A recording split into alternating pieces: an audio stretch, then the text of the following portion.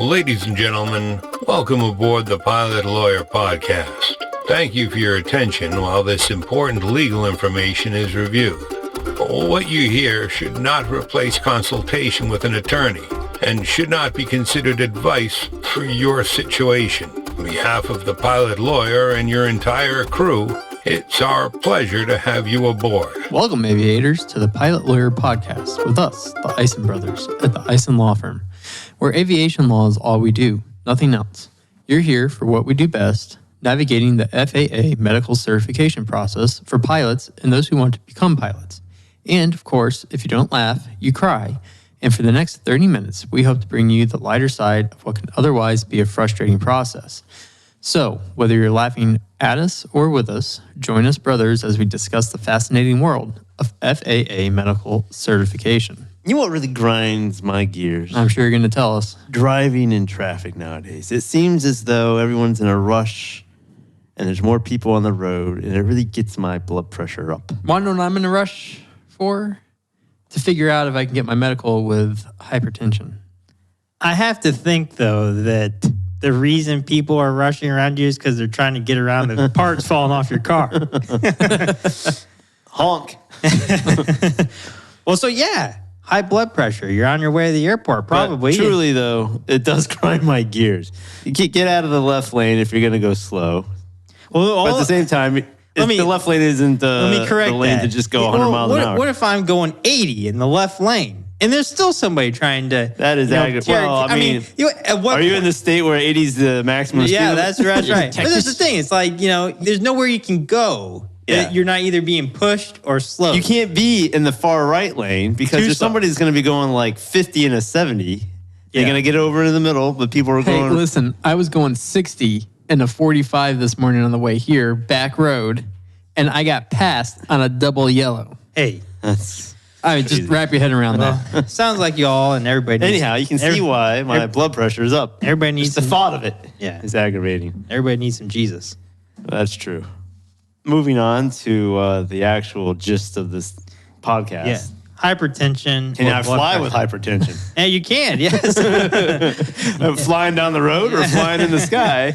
Well, yeah. So where we're at here, let me take a look at this article. We've got a lovely blog article out called FAA Medical Certificate with High Blood Pressure. High blood pressure or hypertension. So there's an episode of Wings. If you're familiar with that one. If you're familiar with Wings, it was an NBC hit from about 1990 to 1999. Is it 9 or 98? I thought it was 7. Whatever.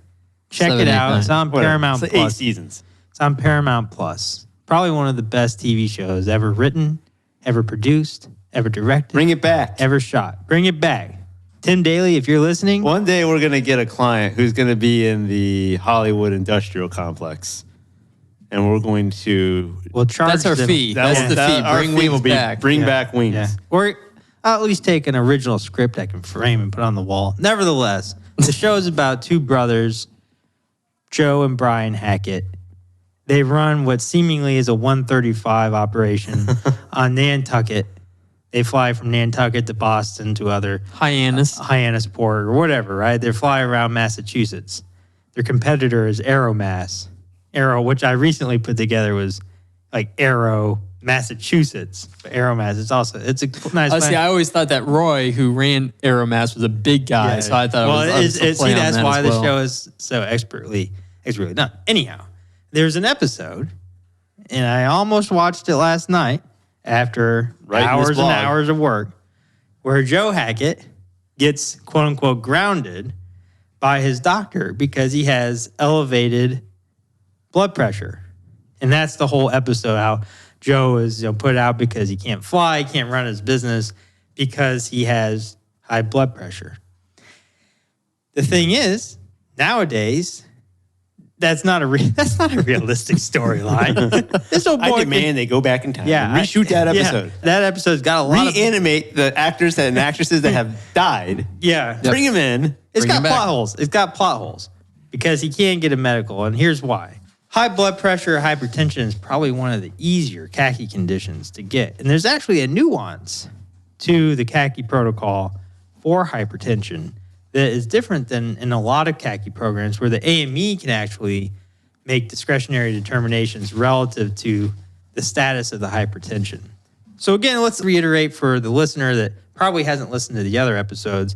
What is a CACI condition? What does CACI stand for? Conditions AME can issue. So that's CACI, condition. AME, can issue. So with a bit of preparation, especially if this is your first application for submitting an medical certificate with hypertension or high blood pressure, it's always worth having a bit of preparation ahead of time rather than waiting for your AME to say, hey, listen, man, you're going to need a letter from your doctor or something along those lines. So it's worth going to a treating physician and having documentation generated relative to the stability and treatment of your hypertension before you go see your AME, before you even think about filling out a medical application and having that in hand. So the reason being is that the AMEs are essentially looking for a few items to establish whether or not your hypertension is eligible for certification. Can you maybe chime in with a little bit of discussion here? Or is this the... You're just doing such a great job with it. I don't want to... Do I need to discuss or do I need to pontificate as to what those criteria are? Why don't you prod me, so it doesn't look like it's me talking or something. How about I just go ahead and tell everyone what the criteria are? All right. The criteria for an airman to qualify for the FAA's CACI program for high blood pressure is that... I don't understand why you put is that. 1, the applicant's treating physician, the applicant's AME finds the condition stable on the current regimen for at least 7 days and no changes recommended. No, so that's a nuance here. A new what? A nuance. Nuance? Yeah, nuance. Yeah. Is a new ant? Yeah, that's pathetic. So what you got here is, unlike other CACI conditions, it doesn't have to be your treating physician that says these things. The AME, in his or her discretion, can identify whether or not you meet these criteria and essentially sign you off under the CACI program without a letter from the treating physician. Well, how in the world is an AME, if it's not your treating physician, who you don't go to for care and treatment, you just go to for your flight physical, how are they going to know that you've been stable on the current regimen for at least 7 days and there's no changes recommended? Well, that's a good question. I think that's going to be something the AME is going to have to work out, but I'll tell you that AME can... Would they have you maybe go home, take it at home, take your blood pressure at home, and then bring back a log of what you'd come up with? Yeah. Thanks. Have you seen that? Yeah. Oh? Have you seen that? Yeah. Huh. You've seen it. So there it is. It must be the case if he's seen it. I've seen it. So the AME can hold your application. Low threshold. Hey, can I get the thought out? Your AME can hold... I don't know, can you? Not with you guys yakking. We're waiting. You're getting my blood pressure Hurry up. this up. So that being said, your AME can hold your application for 14 days. So if you go in there to the examination and this becomes an issue... That's a white coat syndrome. Got the white coat syndrome, got some issue. The AME can essentially say, hey, listen, I'm going to hold your application. Go home, take your blood pressure, send me those readings, or come into my office a few times, for the next 7 days. We'll make sure that your blood pressure is stable. And if so, that'll be satisfactory. Now, I think this is going to be AME dependent. You're not going to find every AME that's going to be willing to accommodate that. There's going to be some AMEs that just don't have the time for it and say, hey, listen, I'm going to defer because I don't have... Now, they could also just say, hey, listen, I'm going to hold this application. Get me a letter from your doctor showing that you're stable on your current regimen. And then I'll... So it's loosey-goosey. It's a bit loosey-goosey. And that's the point here with this particular CACI program. It's not something where it's all coming down to the treating physician's letter. Now, that's what I would segue into an important point on. Why leave it to chance? Why go in there and just hope that your AME is willing to work with you in the discretionary capacity to say, oh, well, it seems like maybe he's stable or maybe she's stable. You put all these big words and thoughts together so eloquently, but what if you don't know going in there that you have they haven't stumbled across the pilot lawyer podcast. What if you get in there and lo and behold, I'm 160 over 90? Well, I wouldn't be surprised at all. this podcast is streamed on every major platform. So if you didn't know, it's kind of on you. For what? For not knowing. Knowing what? That's what knowing that you got a blood pressure problem. So maybe you go in there thinking fat, dumb, and happy, like Mostly we are. fat. And lo and behold, you do the blood pressure and it's high. What is high for Low. the FAA? There is a... That's a beautiful question, and that is exactly as such. Less than or equal to 155 systolic and 95 diastolic. Well, let me ask you this then. What is the limit? What if it's 160 over 90? I'm sure your AME will say, hey, let's take it again. Okay. So maybe you don't, maybe it's just the luck of the draw. You don't have all the cards. Perhaps, but right I guess my point here is that, you go in there and you be 160 over 200 or whatever. But you could be in there with a tag toe. But the point being is if you go in with a letter from your doctor, armed with a letter from your doctor saying, hey, that's the most dangerous kind. Yeah, Paco here meets all this criteria. I've been monitoring him for the past 15 years, and his blood pressure's never been a whisper over 120 over 80. By God. Now he's stable on the current regimen. He's doing well. And let's get into... I'm just saying, that's a clear-cut thing. You don't have to leave it to the AME for discretion. So that's one. That's number one. Let's talk about two. Number, you're not experiencing any symptoms? Who's doing this? I am. Well, I started this whole little... Okay, go ahead. You were experiencing no symptoms or side effects from medication. Is that the regimen? That's the regimen. I'm trying to make it the lead up here be kind of seamless. This is horrible content. Yeah, it's painful to listen to. You sit over there and look pretty. Gosh. Speaking of high blood pressure, how are you feeling with your symptoms, Alex? You have any high blood pressure symptoms? Not right now. What would they be? I think it's more symptoms from the medication. I wrote this. You're experiencing no symptoms or side effects. It's disjunctive. Okay. Do you have symptoms from medications? No. So you can. If side effects. Okay. What? You're the doctor. What? You wrote this poorly. It doesn't make any sense. No. Listen. The FAA wrote it. Okay, so I'm not having headaches. I'm not having angina or anything like that. Okay. Looks like you got blood coming out of your ears right now. Blood pressure is getting on up there. So he's got no symptoms and no side effects from medication. But now let me ask you this question, if we're going to analyze this. Yes, sir. You are experiencing no symptoms. Correct. Actually, you know what? I want to go back with Alex here on this. The way this is written, you are experiencing no symptoms or side effects from medication. Okay, let's do it this way. Or so should it be you are experiencing no symptoms from the condition or side effects from medication. Right. So you need to go back and edit this. Okay. My God. I'll make it more clear. Please do. I'm sorry I took the time to write this. No. I'm sorry I'm the only one that writes the time to write it improperly. So no symptoms. I'm not having symptoms from the underlying hypertension. Is there a period of look back on that? Just presently or within the last? Within this last 7 days is what they're looking for. No changes and you're stable. Okay. No symptoms, and I'm not having side effects from my medications. What would some side effects from medications look like? So, again, probably headaches or muscle aches or whatnot. Oh, I'm feeling dizzy. What about that? Yeah, that too. I'm passing out. Lightheaded. Passing out could cause its own problems. Yeah. So then you have to explain to the FAA what's causing it. Was it the blood pressure medication? Yeah. The blood's just pumping too well. So you mentioned side effects from medication. Are there certain medications I can take and certain medications I can't? Absolutely. And that's going to factor into whether or not you're CACI qualified. You're not qualified. So there are certain medications that are acceptable and some which are just certainly not. Now, the FAA publishes in one of the few areas where they actually publish information relative to medications. Some of the acceptable medications, when other certification criteria are met, are alpha adrenergic blockers. Let's see it. What do you mean, let's see it? Go ahead. Show it to me. I'll have the cops here so fast. No. I said the words. Go ahead. Alpha blockers. Calcium channel blockers. ACE inhibitors. Direct renin inhibitors. ARBs. Direct vasodilators. Diuretics. And beta blockers. Let me give a stab at that one. Adrenergic. You're going to have to get... Where is this at here? I got it. Alpha adrenergic blockers.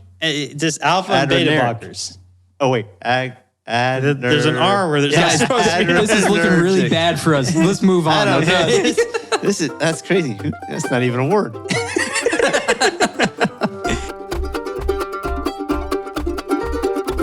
Has your FAA medical certificate been denied? Are you concerned you may not be able to get a medical certificate from the FAA? Are you at risk for FAA action for failing to report your medical history appropriately? Call the pilot lawyer at 1-855-FAA-1215 to discuss your options for getting the FAA to issue your medical certificate and get you flying. We are happy to evaluate your case and discuss with you a plan for presenting your case to the AME or the FAA. Aviation law is all we do, nothing else. We know things. The internet's got a typo on it. There are unacceptable medications, though. So that was an unacceptable one? No, they're unacceptable. Pay attention. They're unacceptable to the back of the throat, but they're acceptable to the FAA. Now, the unacceptable medications, as a single agent or in combination, the AME is not allowed to issue, are medications such as clonidine, guanabins, Tenex, nitrates, Respirine, and so on. Reserpine. Sounds like stuff that you're like finding on Amazon or something. Nitroglycerin and so on. So the FAA does publish that list. It can be relatively lengthy and so on. Wait. I got it here. Adrenergic. Adrenergic. Let me get that even a little higher. Alpha adrenergic. Adrenergic. There you go. So the alpha adrenergic blockers, beta adrenergic blockers, those are beautiful to be using. So there's that. We butchered all of those things, but at the end of the day, it's going off the pronunciation. Yeah, we're going off written on a little scrap of paper. Yeah, here's your medication. Is it on the list? That's great. They're not doing a spelling bee at the FAA. Well, they should. We are lawyers, and we do need to make sure our words are correctly written on our website. So you are experiencing no symptoms from the underlying condition. Okay, fine. We'll change that. Or side effects from medication. Okay. You're here first. So let's say that your doctor wrote up a letter, or your AME is somehow able to glean this information. What's going to happen? You go in there with everything you need to have. You have the clinical progress note from your treating physician, or somehow your AME says, been 7 days, looking good, stable, no issues there. Let me just back up. Let's say you don't have a doctor that's treating this hypertension for whatever reason. What you might do is consider, before you go into your AME, a week before your AME, get an at-home blood pressure cuff and take pictures of those blood pressure readings. Take those with you to the AME. So then the AME can say, it looks like it's been pretty stable for the past 7 days. Are you suggesting forethought and preparation? Forethought and preparation. My idea of logging it? So maybe even when before. Did you say that? Maybe, my God, who cares? Maybe even before you go in and do your application and see your AME, you take your proactively take your own blood pressure reading. Yeah, that's what I'm saying. Go down to I said it before Alex. The Walmart and put your arm in the cuff. Yeah. Hit that button. That's the only thing I'm doing. You know what? I'd rather take my chances with the FAA than go down to Walmart every day for 7 days in a row. Not put my arm in anything at Walmart anymore. Anyhow. So all that being said, what we're looking at here is the AME will issue the medical certificate should issue that medical certificate if all of that is checked. Now, let me back up for just a second before we get into those that are not CACI qualified. So, in addition to you going in there and lighting that blood pressure cuff up like greased lightning, how is the FAA going to know about this hypertension? It's a good question. Maybe you provide medical records to them for something else, and it's detailed in there. What? So maybe you say, hey, listen, I got a history of headaches. They ask for the records related to your headaches. You give them to them, and lo and behold, it also references in there hypertension. Oh, yeah. Or maybe even more direct and to the point, you tell them on your application. What did you say? So question 18H, as in high blood pressure, hypertension, heart attack. The FAA is asking, have you ever, again, they're screaming this at you because they put it in all bold letters. I wonder if they actually all caps letters. H. Probably not. Probably not. because they would have Luck of the draw. Yeah, all caps. But 18M is mental. That's true. That's true. Maybe there is some. You're kind of mental too. So all caps. Have you ever in your life been diagnosed with, had, or do you presently have any of the following? So even if you don't have a diagnosis of, you could still be on the hook for reporting if you've had H, high or low blood pressure. Interesting. So if you've gone to Walmart and shoved your arm in and it turned out to be high, but you've never gone to see Hickory Dickory Well, it was doctor. a fluke. I was there. I was kind of afraid for my well-being, having my arm constrained while my arm was being in a Walmart. My arm was technically attached to Walmart. Yeah. We have laughter in the background from the peanut gallery. You thought that was funny, Jenna? No? No, she didn't laugh. Yeah. No. We have a lovely new assistant, Jenna. If you call down here, you want to talk to Jenna, 855-322-1215. Ask for Jenna. She'll set you up with a call with us. That being said, question 18H, high or low blood pressure. That's an important one to pop onto the 8,500. So going back real quick, again, this is one of those things where you don't necessarily need to have a diagnosis. right. Like if you did the at-home test and it resulted in a high reading and it's consistently, I mean, maybe, discounting one, right? But it's consistently day after day after day reading high. Well, you don't need a diagnosis to tell you have high blood pressure, right? The question asks, do you have you ever had or do you presently have high blood pressure? Yeah. So I don't need someone to tell me. I don't need a doctor to tell me I got high blood pressure if I'm Yeah. looking at it right there on the little screen. I don't need someone to tell me I'm ugly when I have a mirror. Right. So all that being said, what happens if you don't meet CACI criteria? I don't even think you need a mirror. You just feel your face to know you're ugly. feel ugly. Blind people say he's the ugliest person they've ever seen. So what happens if you get a CACI? Don't get a CACI. Don't meet the criteria. If you get a CACI, You get deferred. No, well, if you get a CACI, you're walking out of there, assuming your in AME beige, is, in beige pants. assuming your AME is, willing to Be cool. be cool. And, This doesn't have to be cool. If you have all these boxes checked, you're walking out of there with medical if you're otherwise qualified. Right. You're cool yourself. Right. I mean, I suppose the AME could, I don't know, Now, go off the reservation and say, now I'm going to defer you, right? So suppose so, and that's what you want to try to avoid. And I think if you look at the CACI criteria and the FAA's decision tables and so on, and hypertension, there seems to be a lot of leniency with hypertension. That they're kind of like, hey, if they don't like your blood pressure in the office, they say go get another letter from your doctor and so on. So I don't see this being something that's going to stop you from getting a medical unless it's a sort of an offshoot of another underlying issue or condition. So, for example, if your hypertension is caused by...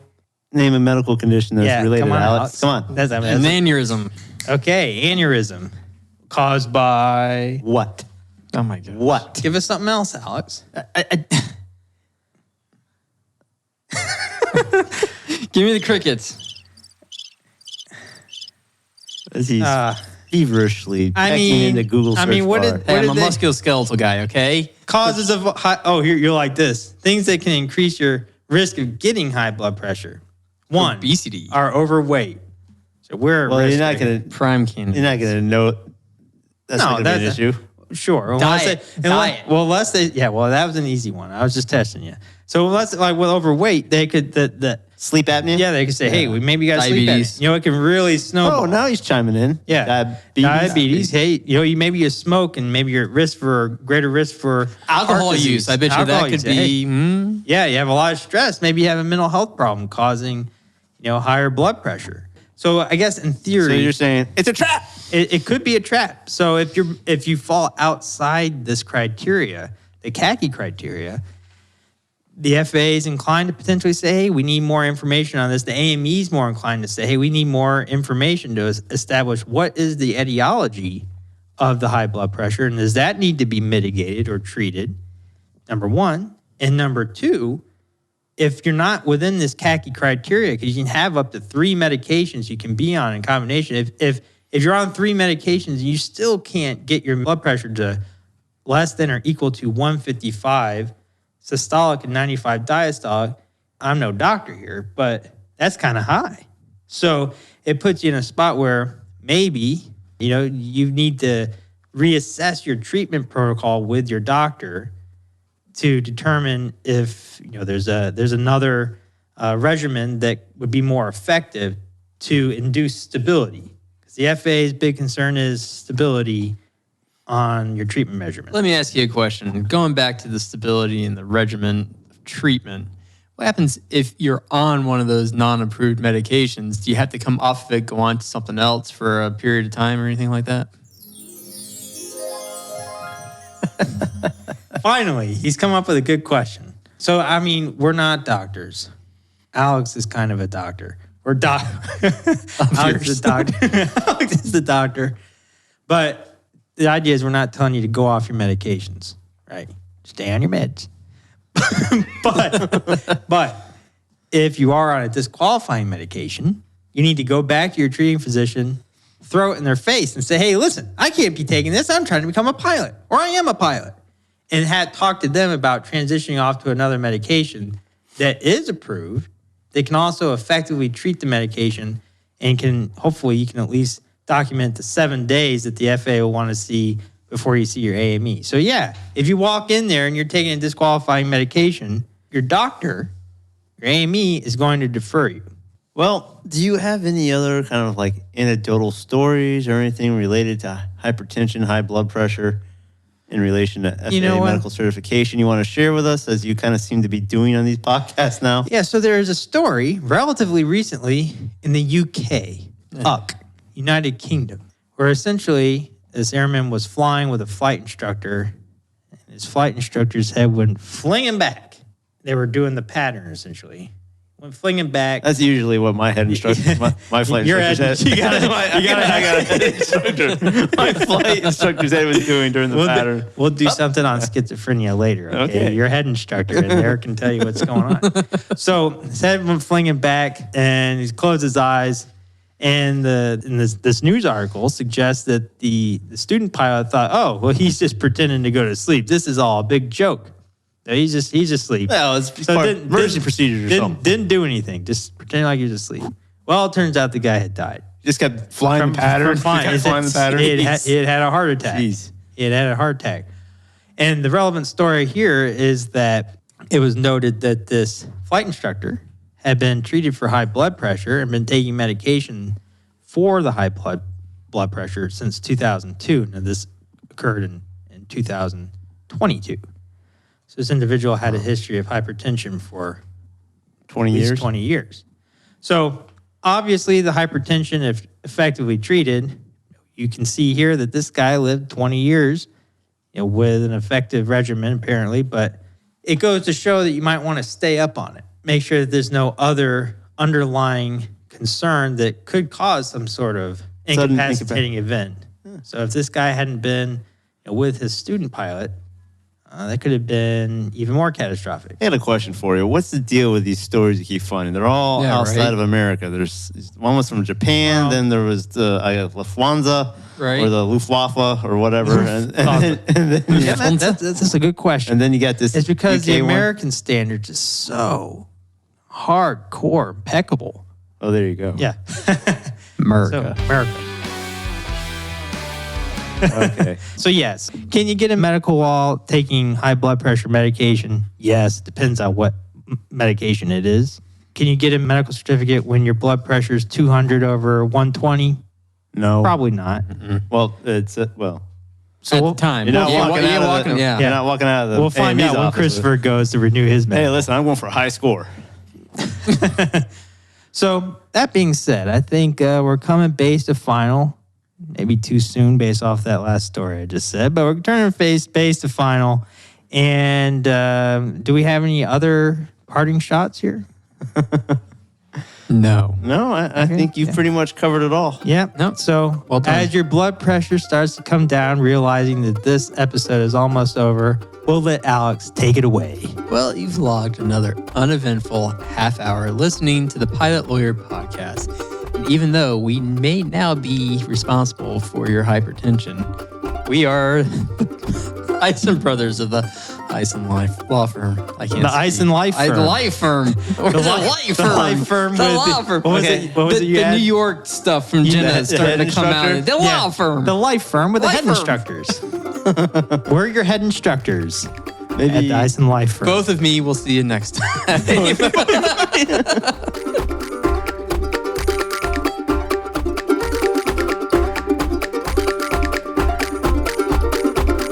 This is thepodcastfactory.com.